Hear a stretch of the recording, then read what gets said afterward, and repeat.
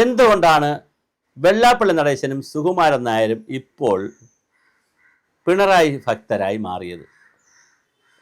ഇതിനെ സംബന്ധിച്ച് വളരെ ഗുരുതരമായ ചില ആരോപണങ്ങളാണ് പുറത്തു വന്നിട്ടുകൊണ്ടിരിക്കുന്നത്. ശ്രീനാരായണ സഹോദര ധർമ്മവേദിയുടെ നേതാവും SNDPയുടെ മുൻ പ്രസിഡന്റും, ചെറിയ ആളല്ല, മുൻ പ്രസിഡന്റ് അഡ്വക്കേറ്റ് CK വിദ്യാസാഗർ പറയുന്നത്, ഇങ്ങനെ നിന്നില്ലെങ്കിൽ വെള്ളാപ്പള്ളിയും സുകുമാരൻ നായരും അകത്താകും.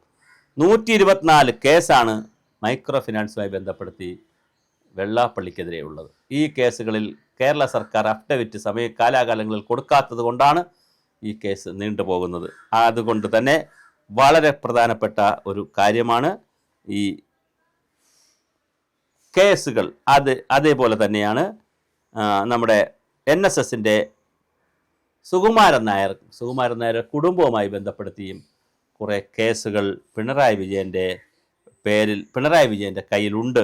അത് ഉള്ളത് കൊണ്ടാണ് ഇതൊരു സഖ്യം, ഇങ്ങനെ ഒരു സഖ്യം വേണമെന്നും ആ സഖ്യത്തിലൂടെ ശരിക്ക് പിണറായി വിജയൻ ഉദ്ദേശിക്കുന്നത് സഖ്യമൊന്നുമല്ല, കുറച്ച് ഹിന്ദു വോട്ടിനെ കുത്തിത്തിരിക്കാം എന്നുള്ളതാണ്. പക്ഷേ കുത്തിത്തിരിച്ച് വരുമ്പോൾ അത് കോൺഗ്രസിനും കുറച്ച് പോകും, BJPക്കും കുറച്ച് കിട്ടും എന്നുള്ളതാണ് ഈ കുത്തിത്തിരിപ്പ് കൊണ്ട് സംഭവിക്കുന്നത്. എന്തായാലും SNDP സഖ്യവും വെള്ളാപ്പള്ളി സഖ്യം അല്ലെങ്കിൽ സുകുമാരൻ നായർ സഖ്യം വെറുമൊരു ദുഃഖിതരുടെ പങ്ക് കച്ചവടമാണ്. ഇതാണ് കറക്റ്റ് വിദ്യാസാഗർ പറഞ്ഞിരിക്കുന്ന വാക്ക്.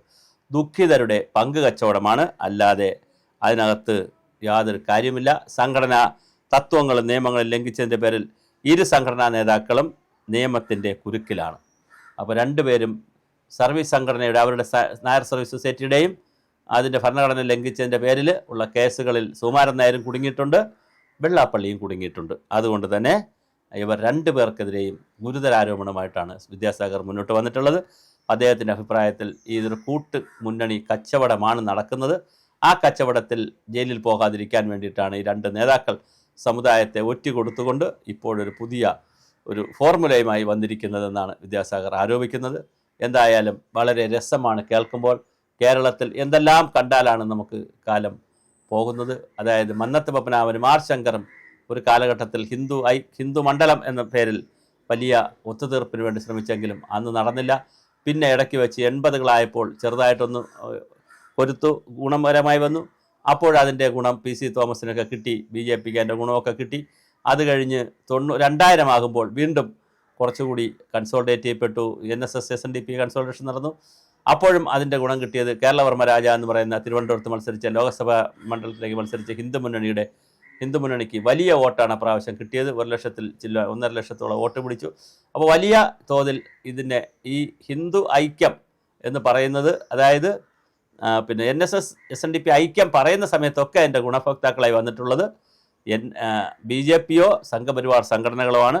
ഇപ്പോൾ എന്താണ് സംഭവിക്കുകയെന്നറിയില്ല. എന്തായാലും ഇത് വളരെ വലിയ കച്ചവടമാണ് നടക്കുന്നത് വെള്ളാപ്പള്ളിയെ സംബന്ധിച്ചും. അതുകൊണ്ടാണ് ഈ കേസൊക്കെ ഉള്ളതുകൊണ്ടാണ് വെള്ളാപ്പള്ളി ഇതിനകത്ത് കൊണ്ട് തലവച്ചിരിക്കുന്നത്. അതുപോലെ തന്നെ അഡ്വക്കേറ്റ് മധുസൂദനനും സൗത്ത് ഇന്ത്യൻ ഭാഗമായിട്ടുള്ള R വിനോദ്, ചന്ദ്രസേനൻ എന്നിവരും പത്രസമ്മേളനത്തിൽ വിദ്യാസാഗറിനോടൊപ്പം ഉണ്ടായിരുന്നു. അതീവ ഗുരുതരമായ ഒരു ആരോപണമാണ് അദ്ദേഹം വച്ചിരിക്കുന്നത്. NSSൻ്റെയും SNDPയുടെയും മുൻനിര നേതാക്കൾക്കെതിരെ കേസുകൾ കിടക്കുന്നത് കൊണ്ടും ആ കേസുകൾ ഉമ്മാക്കി കാണിച്ച് പേടിപ്പിച്ചാണ് നിർത്തിയിരിക്കുന്നത് എന്നുള്ളതാണ് വിദ്യാസാഗറിൻ്റെ ആക്ഷേപം. എന്തായാലും വളരെ രസകരമാണ് കാര്യങ്ങൾ. NSSനെയും SNDPയെയും പോലുള്ള വളരെ പ്രമുഖരായിട്ടുള്ള, കേരളത്തിലെ ഏറ്റവും പ്രമുഖരായിട്ടുള്ള 2 സമുദായ സംഘടനകളുടെ നേതാക്കൾ ഒരു ദിവസം രാവിലെ എണീറ്റ് വെള്ളാപ്പള്ളി നടേശനും സുകുമാരൻ നായരും കൂടെ എണീറ്റിട്ട് പിണറായി വിജയൻ KJ എന്ന് വിളിക്കുമ്പോൾ എന്തോ ഒരു കാര്യം ഉണ്ട്. അത് അധികാരത്തിൻ്റെ ഇടനാഴികളിലുള്ള ഭരണകൂടത്തിൻ്റെ പ്രവൃത്തി ഫലമായി ഉള്ളായ ട്രാപ്പിലാണ് ഇതൊക്കെ നടന്നിരിക്കുന്നതെന്നാണ് അറിയുന്നത്. അങ്ങനെ ഒരു ട്രാപ്പാണെങ്കിൽ തീർച്ചയായിട്ടും അതിനെ സമുദായ അംഗങ്ങൾ എടുക്കുകയില്ല എന്നുള്ളതാണ്. അവർ ഈ വെളുക്കാൻ തേച്ചത് പാണ്ടായി പോവുകയും വോട്ടുകൾ UDFനും BJPക്ക് പോകുന്ന കാഴ്ചയാണ് നമ്മൾ കാണുന്നത്.